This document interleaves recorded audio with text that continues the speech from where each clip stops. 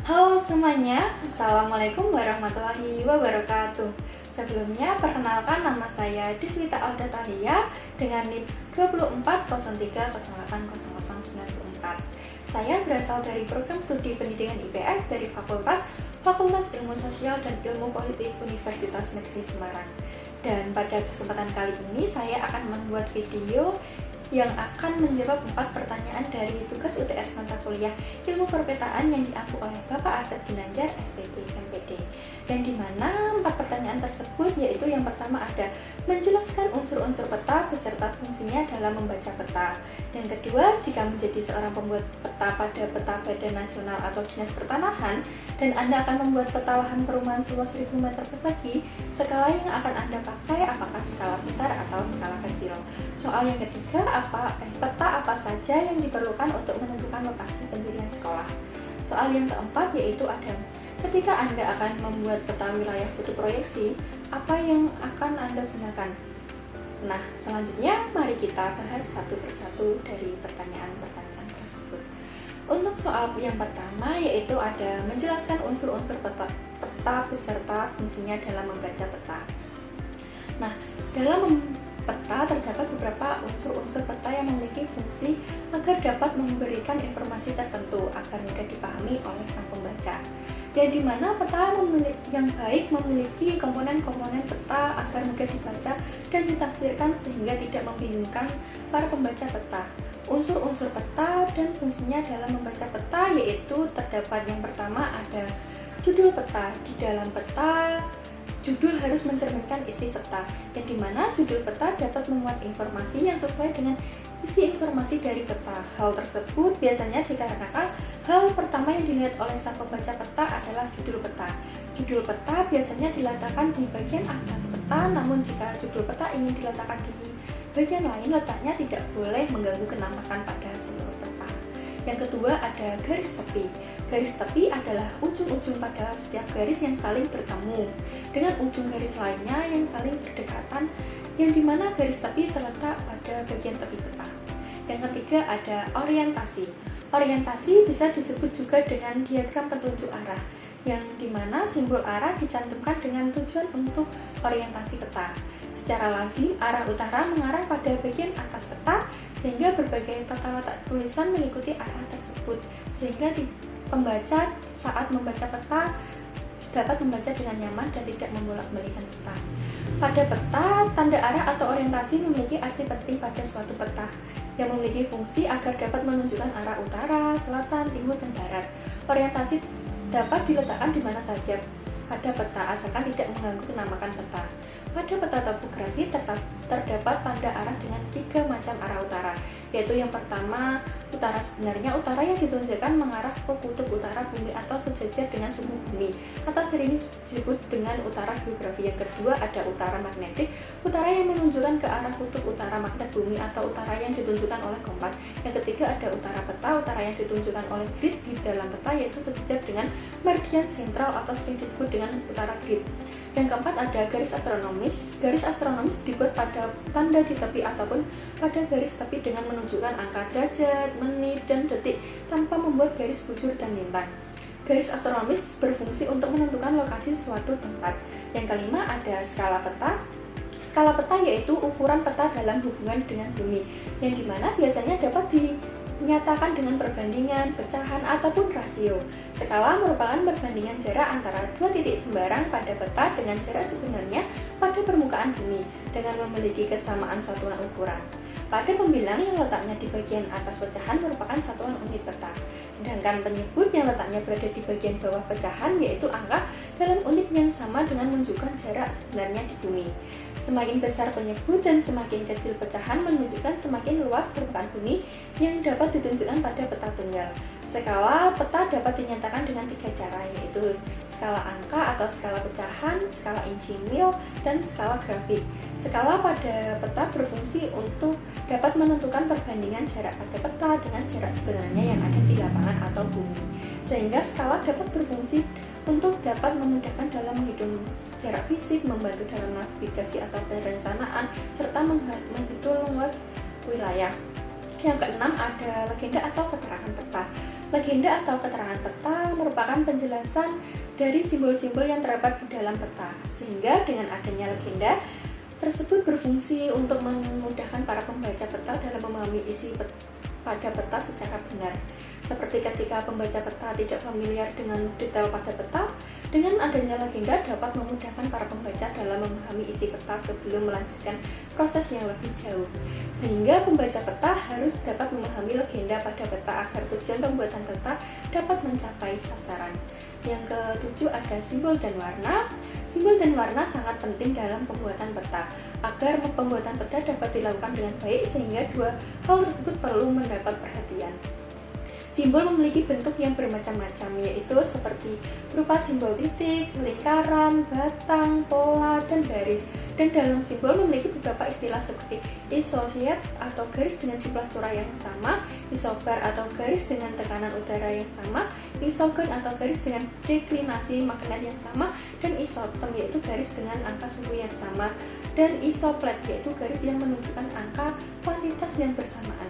Lalu dalam penggunaan warna dalam peta juga terdapat berbagai jenis pola seperti jaring, kotak-kotak, titik-titik, dan sebagainya, yang dimana hal tersebut digunakan untuk membedakan, menunjukkan tingkatan kualitas ataupun kuantitas atau gradasi dan keindahan.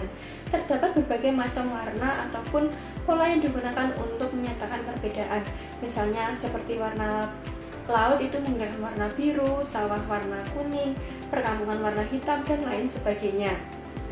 Jika dilihat dari sifatnya, terdapat dua macam warna pada peta, yaitu bersifat kuantitatif untuk menunjukkan jumlah atau nilai gradasinya, serta untuk membedakan unsurnya juga. Dan yang kedua itu ada kualitatif yang digunakan untuk membedakan unsurnya saja. Perbedaan warna pada peta digunakan untuk memperlihatkan perbedaan tekanan atau gradasi ataupun perbedaan besar dan kecil. Lalu yang selanjutnya ada sumber dan tahun. Pembuatan peta, fungsi sumber dan tahun pada pembuatan peta yaitu agar pembaca peta mendapatkan kepastian bahwa pada peta terdapat data informasi yang disajikan secara benar-benar absah dan dapat dipercaya dan akurat, sehingga data dan informasi yang disajikan pada peta bukan hasil rekaan atau fiktif. Hal tersebut digunakan untuk mengetahui sejauh mana para pembaca peta dapat mempercayai informasi dan data pada peta. Selain sumber juga terdapat tahun yang digunakan untuk mengetahui apakah peta tersebut masih cocok atau tidak jika digunakan pada masa sekarang. Yang selanjutnya ada insert peta. Insert pada peta yang diperbesar dari bagian belahan bumi dengan memperjelas detail suatu area yang penting yang memiliki ukuran terlalu kecil ataupun yang menyambungkan wilayah yang terpisah ataupun untuk menunjukkan lokasi pada suatu wilayah yang dipetakan pada area yang lebih luas. Lalu peta yang diperbesar disisipkan di dalam peta utama agar dapat memberikan informasi tambahan. Lalu yang selanjutnya itu ada proyeksi peta. Proyeksi peta yaitu suatu metode matematika yang digunakan untuk merubah permukaan bumi yang melengkung berbentuk 3 dimensi menjadi peta yang datar atau 2 dimensi. Hal tersebut berfungsi untuk memudahkan dalam mengukur jarak, luas, bentuk, dan arah pada peta. Yang selanjutnya itu ada lettering, yaitu semua tulisan pada peta yang sangat bermakna. Hal tersebut disebut juga dengan lettering yang digunakan agar arti simbol dapat diperjelas, serta lettering juga digunakan untuk memberi label. Fungsi lettering pada peta yaitu digunakan agar fitur geografis dapat diidentifikasi. Tampilan pada peta dapat teratur dan estetis, serta memudahkan para pembaca peta untuk menganalisis suatu peta. Lalu pertanyaan yang kedua yaitu, jika menjadi seorang peta pada peta badan nasional atau dinas pertahanan dan Anda akan membuat peta lahan perumahan seluas 1000 meter persegi, skala yang akan Anda pakai apakah skala besar atau skala kecil? Nah, jika saya menjadi seorang pembuat peta pada peta badan nasional atau dinas pertanahan, saya akan membuat peta lahan perumahan yang memiliki luas 1000 meter persegi menggunakan skala yang besar. Karena saya menggunakan skala besar karena dalam pemetaan luas lahan 1000 meter persegi termasuk area yang sempit, sehingga skala besar lebih cocok karena dapat menampilkan area-area yang kecil dengan lebih detail, seperti dengan menggunakan skala 1000/500 agar menampilkan area-area yang kecil sehingga dapat lebih detail. Karena yang akan dibangun adalah lahan perumahan, sehingga harus dapat menunjukkan secara jelas baik batas, ukuran, dan bentuk-bentuk spesifik lainnya. Selain itu, untuk menggambarkan detail lahan pada sertifikat ataupun rincian tanah, yang lainnya harus akurat karena Badan Pertahanan Nasional merupakan instansi publik yang harus dapat dipercaya kepercayaan menjaga kepercayaan masyarakat. Lalu pertanyaan yang ketiga yaitu ada peta apa saja yang diperlukan untuk menentukan lokasi pendirian sekolah. Nah, peta yang digunakan untuk menentukan lokasi pendirian sekolah yaitu yang pertama ada peta topografi. Peta topografi adalah peta yang menggambarkan bentuk suatu permukaan bumi seperti kemiringan lahan ataupun ketinggian lahan. Yang dimana peta topografi penting untuk menentukan lokasi pendirian sekolah karena dapat mencegah pembangunan pada area yang rawan banjir ataupun longsor sehingga stabilitas dan keamanan struktur sekolah dapat dipastikan dengan menilai kelayakan lokasi secara fisik sebelum melakukan pembangunan. Yang kedua ada peta rencana tata ruang wilayah Pemerintah daerah melakukan pemanfaatan tata ruang dengan menggambarkan rencana jangka panjang pada peta atau disebut dengan peta rencana tata ruang wilayah. Hal ini sangat penting agar sekolah yang didirikan tidak dibangun pada lahan yang bertentangan dengan kebijakan tata ruang. Yang ketiga ada peta kepadatan penduduk. Peta kepadatan penduduk merupakan peta untuk mengetahui jumlah persebaran penduduk pada suatu wilayah agar dapat mengetahui kebutuhan layanan pendidikan pada suatu daerah dan dapat menentukan lokasi yang strategis sehingga dapat dijangkau dengan mudah oleh anak-anak sekolah sehingga bisa lebih efektif dalam pemilihan lokasi pendirian sekolah. Nah, yang keempat itu ada peta risiko bencana. Dalam peta risiko bencana akan menunjukkan berbagai zona yang rawan seperti zona yang sering terjadi gempa bumi, banjir, tanah longsor, dan zona berbahaya lainnya. Sehingga dengan peta risiko bencana kita dapat mendirikan sekolah pada area yang tidak terdapat risiko bencana sehingga keselamatan siswa ataupun warga sekitar dapat dijamin. Lalu yang kelima ada peta administratif. Itu peta administratif adalah peta yang secara jelas menjelaskan batas-batas wilayah pemerintahan seperti desa, kecamatan, dan kabupaten. Sehingga peta administratif penting untuk digunakan dalam pendirian sekolah agar dapat mengetahui secara jelas peta administratif wilayah lahan yang akan digunakan untuk mendirikan sekolah agar dapat memudahkan dalam koordinasi dan pengurusan izin dengan instansi yang terkait. Yang keenam itu ada peta sekolah eskiting.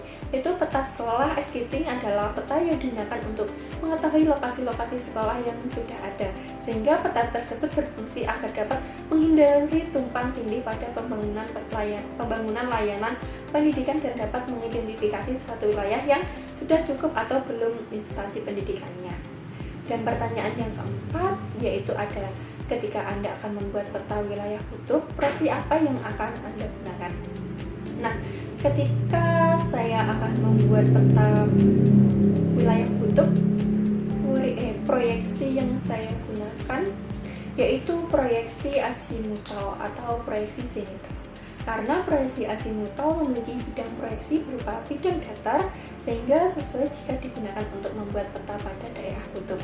Karena proyeksi azimutal dalam memproyeksikan permukaan bumi ke bidang datar dengan menyinggung salah satu kutub seperti kutub utara ataupun kutub selatan. Ketika proyeksi azimutal memproyeksikan suatu kutub, misalnya dari kutub utara, maka proyeksi tersebut akan memotret permukaan bumi ke bidang datar, sehingga proyeksi azimutal dapat menggambarkan daerah yang telah diproyeksikan dengan lebih akurat pada sekitar kutub atau pusat peta, karena wilayah kutub terletak pada ujung bumi serta memiliki bentuk yang melingkar pada sekitar titik di kutub.